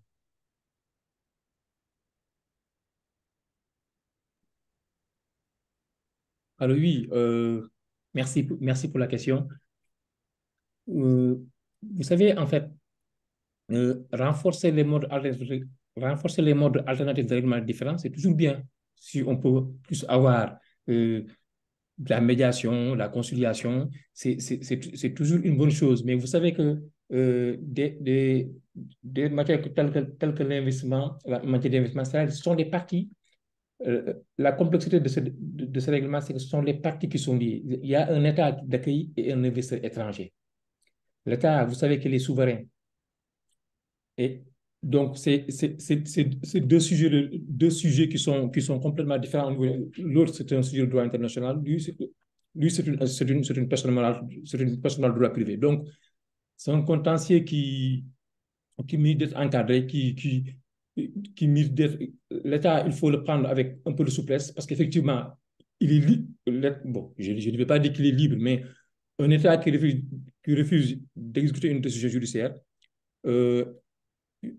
n'aura pas le même effet qu'un individu qui refuse une décision judiciaire. Un individu qui peut être facilement contraint à exécuter une décision judiciaire qu'un État.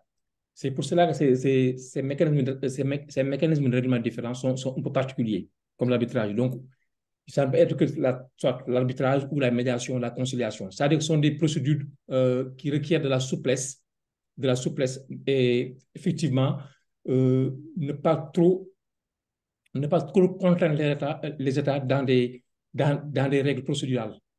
Parce que, effectivement, si vous rendez une décision sur laquelle ils ne sont pas d'accord, ils peuvent ne pas exécuter la décision. Et ça ne favorise pas, effectivement, la justice arbitrale. D'ailleurs, c'est pour répondre sur une autre question je pense que c'est M. Mameton qui dit quels pourraient être les risques aux freins potentiels à l'effectivité d'une telle cour. Bien sûr, les risques, par exemple, c'est si les décisions sont rendues et que les États ne les respectent pas. Ça, c'est un frein à la bonne marche d'une telle cour, par exemple. Je vous remercie. Merci beaucoup, docteur. Merci beaucoup. Alors, euh, et l'autre partie de la question, c'est est-ce qu'il y a des mesures incitatives qui sont envisagées pour les États, par exemple? Je ne comprends pas trop ta une question. Des mesures incitatives sur en quoi?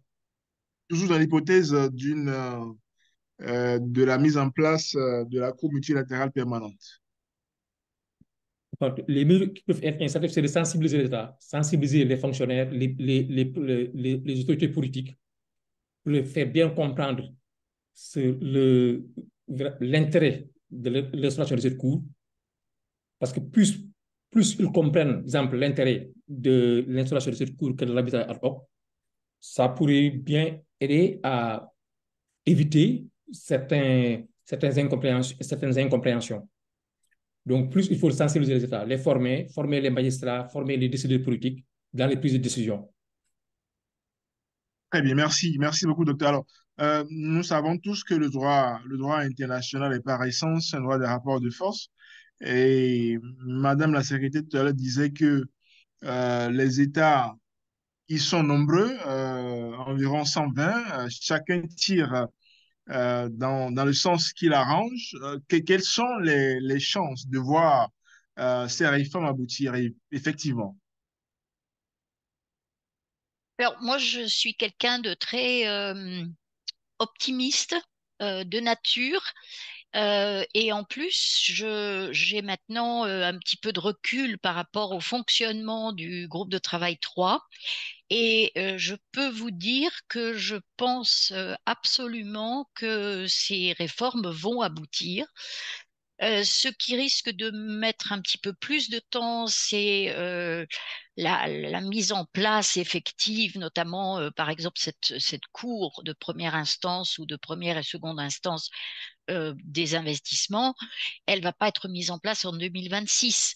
Quand elle sera adoptée en 2025, il va falloir le temps de l'établir, le temps de nommer les juges, le temps de faire tout le processus de sélection, le processus de mise en place, etc. Donc, ça va mettre un petit peu de temps, mais je pense que l'ensemble de ces éléments de réforme, à partir du moment où les États conservent la possibilité de choisir à la fin si oui ou non ils veulent rejoindre tel ou tel élément de réforme, il n'y a pas vraiment de raison pour que un élément de réforme particulier échoue ou ne soit pas mis en place. Alors, ça ne veut pas dire que il n'y a pas des visions très différentes. Il y a comme je vous disais tout à l'heure, il y a des États qui sont en général assez réfractaires à l'établissement d'une institution internationale qui va leur dire voilà ce que vous avez le droit de faire et voilà ce que vous n'avez pas le droit de faire. Et puis, vous avez des États par exemple, les États plus petits, qui ont moins de possibilités de faire de pression ou de faire entendre leur voix, qui trouveront peut-être qu'ils sont très bien servis par un mécanisme de cour qui leur permet d'avoir des juges qui connaissent bien le sujet, qui connaissent très bien, par exemple, il va falloir qu'il y ait des juges effectivement africains qui connaissent très bien le fonctionnement des juridictions et le fonctionnement des États en Afrique et qui puissent être présents sur dans les différents dans les chambres qui verront les différents qui concernent les pays africains. Donc, si vous voulez, c'est de ce point de vue-là que moi je suis très positive sur le fait que l'ensemble de ces éléments de réforme vont être développés. Alors ensuite, effectivement, ce sera à l'épreuve du nombre d'États qui choisiront de rejoindre tel ou tel des éléments de réforme. Merci beaucoup, Madame la secrétaire de la CNUTI. Alors, je ne vois plus de questions dans le chat. Je ne vois plus non plus de mains levées. S'il n'y a plus d'autres interventions, je vais à présent demander aux panélistes de bien vouloir, après ce tour d'horizon effectué, de bien vouloir prendre la parole pour nous dire un mot de fin chacun pour qu'on engage la cérémonie en griffe de clôture de cette session. Je commencerai peut-être par le Dr Diop.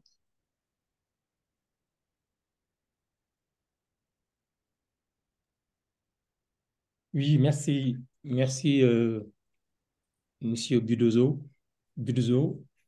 Euh, C'était un panel très enrichissant. C'était un plaisir d'entendre Madame la secrétaire de la SMIDC développer ces projets de réforme qui sont fort intéressants et des projets qui vraiment doivent intéresser plus particulièrement les pays africains de manière en particulier, parce que l'arbitrage, effectivement, beaucoup considéraient que l'arbitrage jouait en leur défaveur. Maintenant, ces réformes qui comptent mettre en place une cour permanente d'arbitrage où les juges seront nommés non pas par les parties au litige, mais par les États, c'est quand même quelque chose qui est extrêmement important.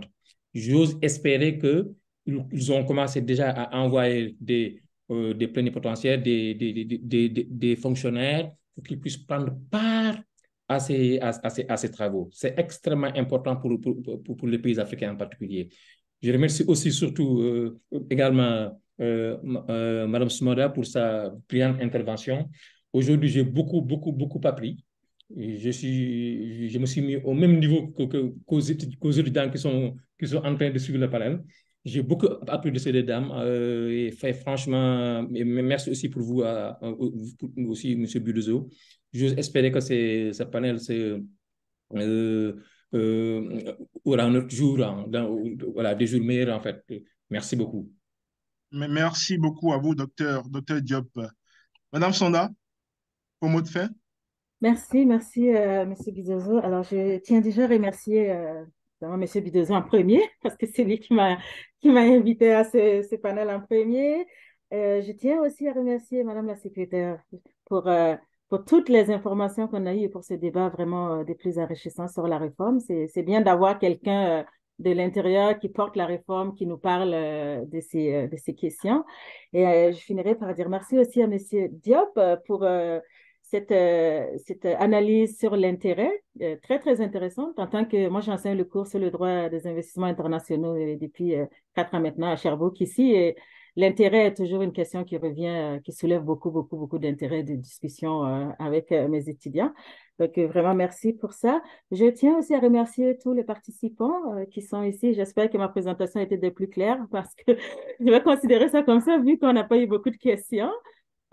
Pour terminer sur cette réforme, moi, je garde espoir aussi. Je suis optimiste sur l'utilisation de ces réformes parce que je trouve qu'il y a quand même des éléments intéressants et que je pense que les États, notamment africains, gagneraient quand même voilà, à analyser bien ces éléments-là et en prendre ce qui peut être intéressant. Parce que je pense que considérant le contexte particulier de l'Afrique et du fait qu'on a plus d'entreprises, de petites et moyennes entreprises que de grandes entreprises multinationales, toute réforme qui pourrait réduire considérablement les coûts de la procédure est forcément avantageuse, autant pour nos États que pour les entreprises. Et c'est en ce sens-là que je trouve que c'est intéressant.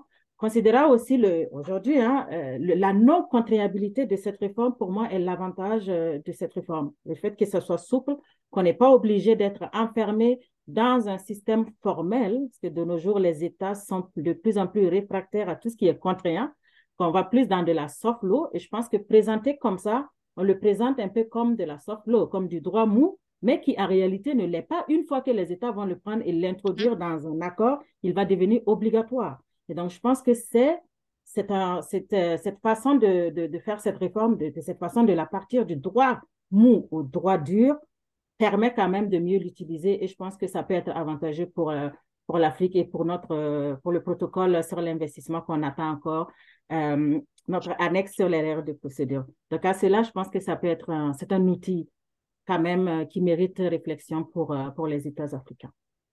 Merci.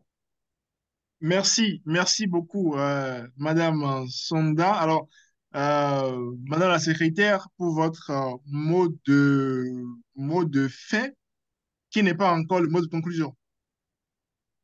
Alors, le mot de la fin, pour moi, c'est vraiment merci. Merci de nous avoir, de vous être joints à nous pour organiser cette journée de la CNUTSI sur ce thème. C'est un thème qui est vraiment au cœur de ce que l'on fait aujourd'hui à la CNUTSI et du coup, de pouvoir échanger comme on l'a fait, c'est vraiment précieux.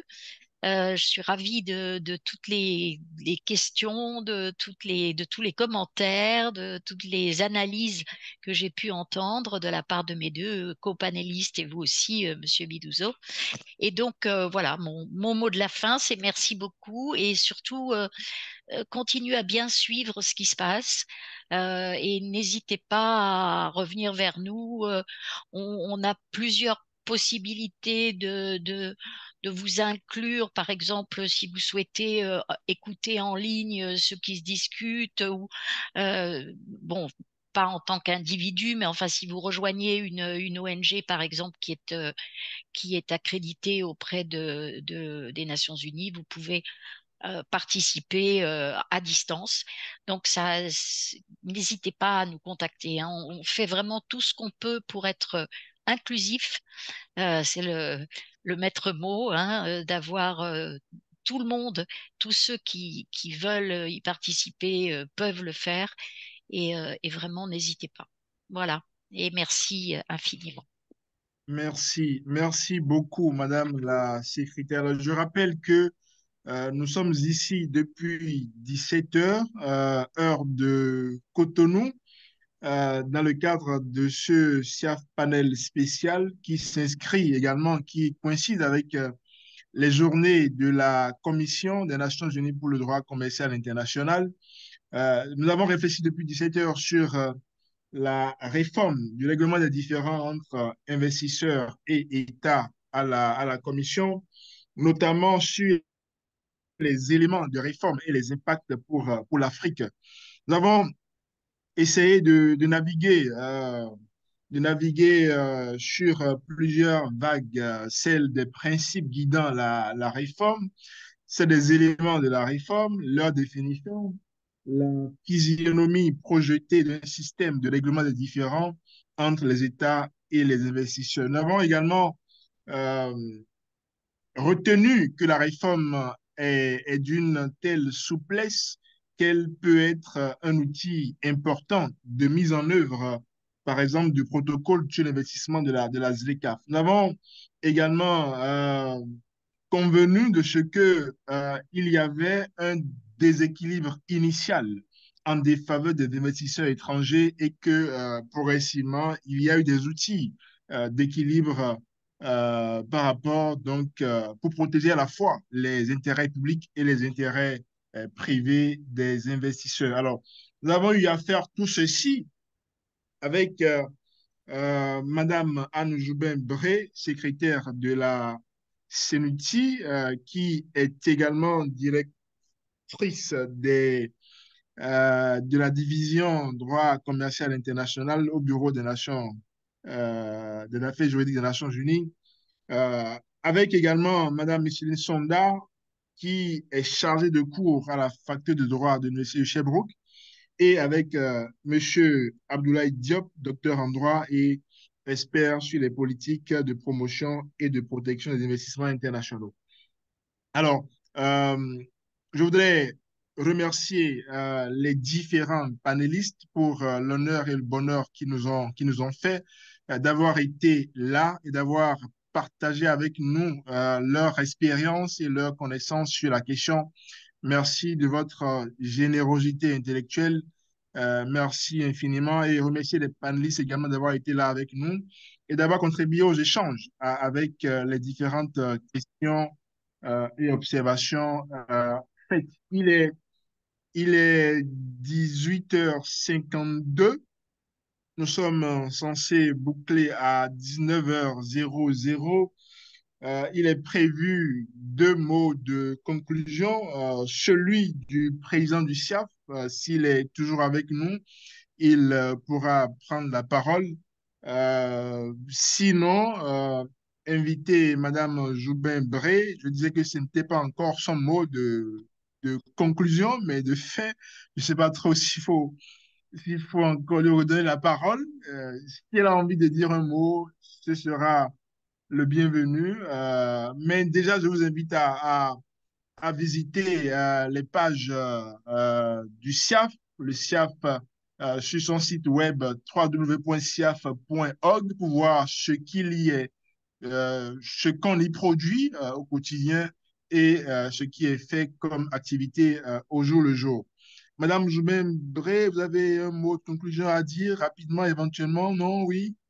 Oh, avec grand plaisir, simplement pour redire mes remerciements, cette fois vraiment au SIAF, parce que nos journées de la CNUTSI pour l'Afrique sont vraiment un moyen pour nous de joindre et d'atteindre des chercheurs, des étudiants, des universitaires, des praticiens du droit, des avocats, des juges, que l'on n'a pas l'habitude ou que l'on n'a pas les moyens de rencontrer quand on est dans nos locaux des Nations Unies. Donc, c'est un moyen formidable pour nous d'écouter ce qui se passe et de pouvoir aussi vous dire un peu ce que l'on fait. Et donc, merci pour ce premier partenariat qu'on a fait ensemble. Et j'espère que ce sera qu'on aura d'autres sujets de travail de la CNUTSI dans d'autres domaines du droit international pour lesquels on pourra organiser un événement comme celui d'aujourd'hui qui a vraiment été très intéressant pour nous, certainement.